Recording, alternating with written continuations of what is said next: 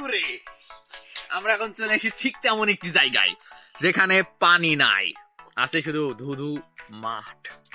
এই মাঠে আমরা এখন কি দেখতে চলেছি, শুন আমার পেস পেস।